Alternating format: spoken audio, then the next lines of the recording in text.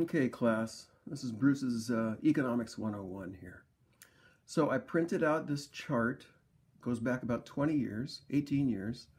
As you can see, it's the unemployment rate, which is the main indicator of how our economy is doing. This line here is the recession right after 9/11. You can see that we got a spike. Ended up employment hit about 6.5%. And then W had some pretty good years. Everything got down to, what, 4.5. And then a funny thing happened right here, 2008. At the end of 2008, we had the big recession.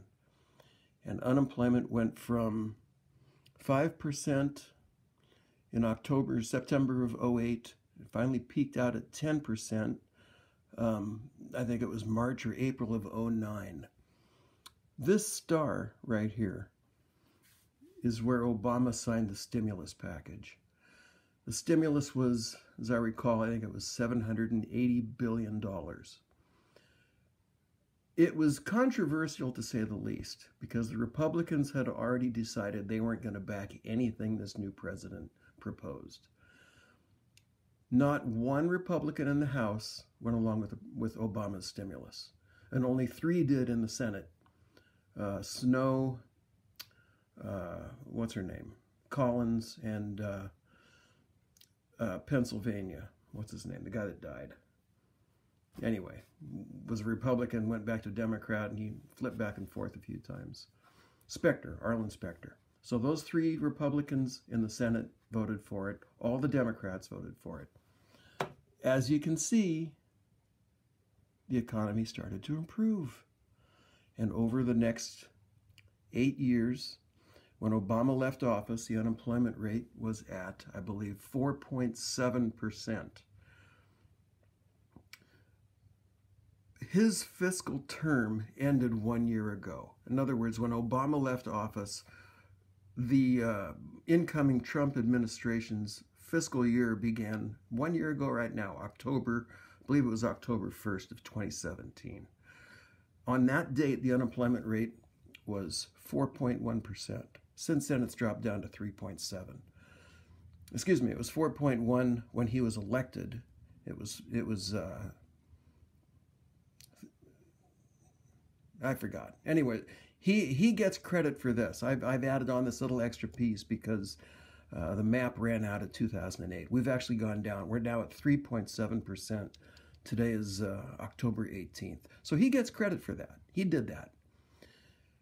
This was the stimulus that the Democrats passed. It cost $780 billion. No Republicans in the House voted for it because they were told not to by their leadership. They were literally herded into a room and commanded, oppose anything this guy comes up with.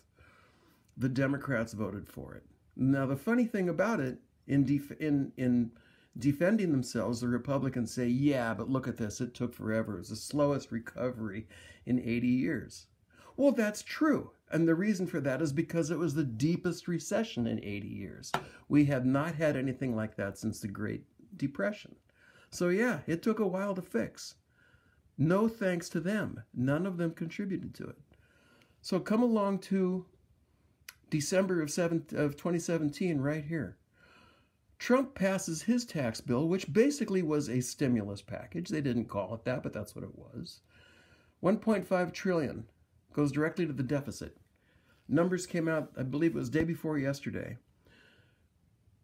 McConnell and Trump both said this would be not only deficit neutral, but would be so effective at stimulating the economy that it would drop the economy to record lows. It would drop the deficit to record lows. That didn't happen.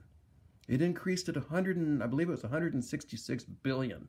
We're now at $780 billion on the annual deficit, with projections of being over $1 trillion starting 2020, and it'll be over 1.2 trillion in 21 and 22 and 23, all the way to 2028. You stimulate the economy during a recession. That's what did this. You don't stimulate the economy when everybody's working. That's a waste of money. The only people that benefited from it were the people that got the tax cuts.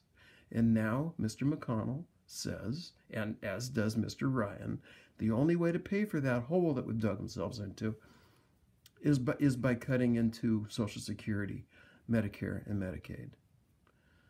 That is Republican Economics 101. Obama did this. Trump did this. He gets credit for that.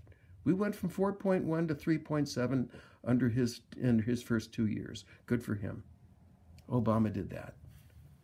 And that's the end of that tune.